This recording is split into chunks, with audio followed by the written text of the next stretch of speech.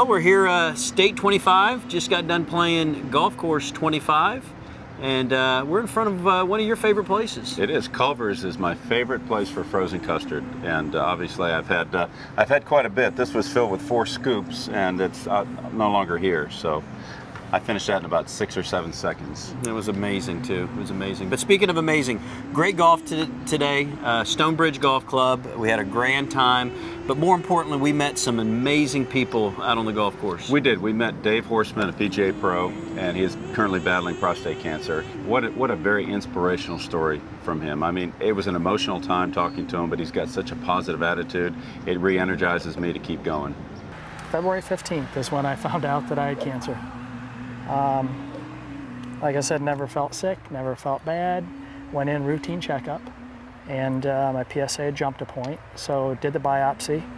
Got a call Friday evening, I'll never forget it, to tell me that I was positive that I had cancer. Here it is in June, and he's teeing it up playing golf again. Yeah, that's amazing. So I've got a little more treatment to go. Mine was one of the cancers that had spread into the lymph nodes. Okay. Fortunately, only one, and I just started my treatment over at U of M Monday. And like I said, I'm just going forward and going to beat it and keep playing golf and doing what I do.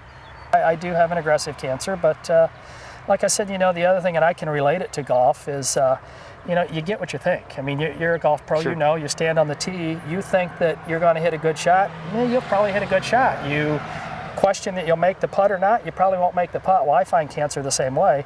I choose to be very positive, and I know I'm going to beat this, and that's the attitude that I walk with every day.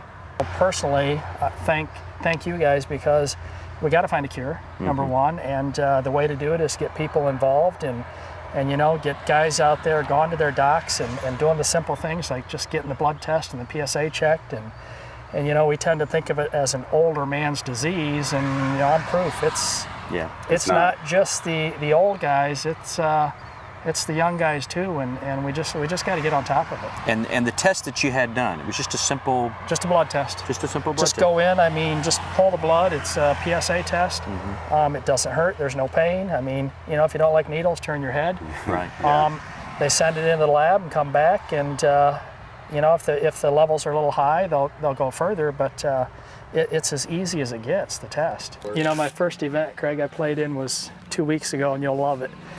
It was a pro-am, one of the pro member deals, and for charity. So I stand on the first tee, and first round of golf I'd played since surgery was a week ago Friday. And as par 5 shotgun start, I get up there and I hit driver, and I lay it up. I hit it up on the edge of the green in 3, and I'm like, hey, this is all right, first round. Chip it up about this far away, and then 3-putt for 7.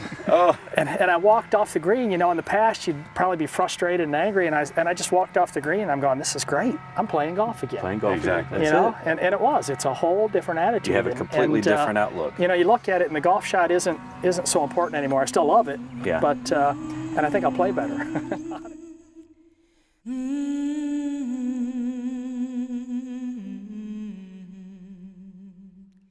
It was an emotional time for us, talking with Dave, because he's so positive and uplifting. It inspired me to keep going. Even though we're pretty tired from all this, it keeps us going.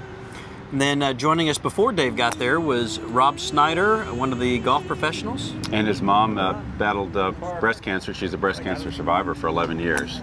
And also he had an emotional story to tell us. I was a freshman in high school when she was diagnosed, and I think the hardest thing for her, along with that, was having to miss my sporting events. Other than, I think, 2 basketball games and 1 or 2 baseball games, she didn't miss an event pretty much my whole life. So wow, that's amazing though. But now, because she caught it early, got treatment, she'll never miss another event. Yeah, and it was pretty tough, especially on me, because I'm a pretty big mama's boy. So okay. We'll remember that as we play today too. So it was pretty tough. I took it pretty hard,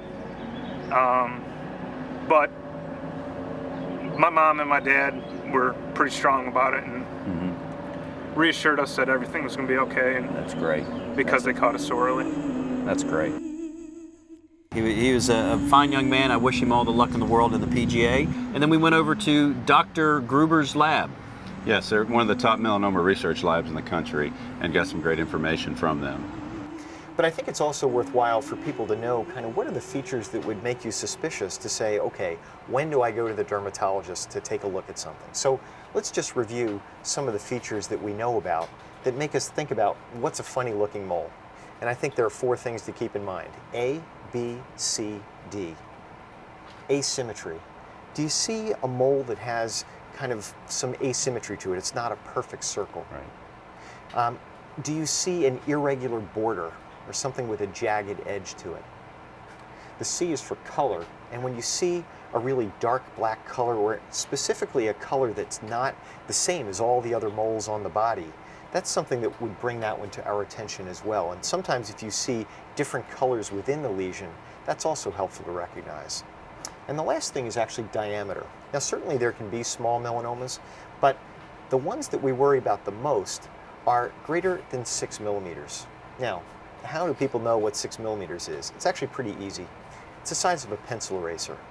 So if you have a mole that's bigger than a pencil eraser and has any of those other features, that's when you begin to think, if this one's looking different than the other moles on my body, I might want to get this one checked out. He talked to you a lot about SPF and how there's some myths about the bigger the number, the better, but actually that didn't seem to be all that true. And we want to bring this to light, bring this to the forefront, because melanoma is a very aggressive, very dangerous disease. All right, so we're off to Indiana to play golf tomorrow, and I appreciate the day. It was an excellent day. Let's hope the weather holds out. Absolutely. All right, bud.